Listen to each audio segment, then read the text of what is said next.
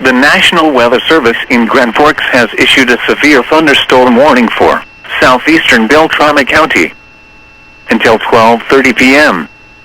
At 12:05 p.m., a severe thunderstorm was located over Blackduck, or 20 miles northeast of Bemidji, moving southeast at 55 miles per hour.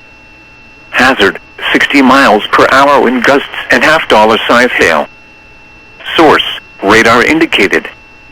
Impact, hail damage to vehicles is expected.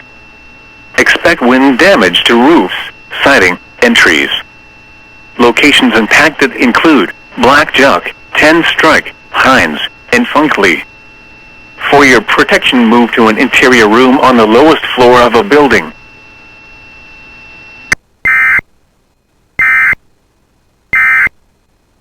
About 82.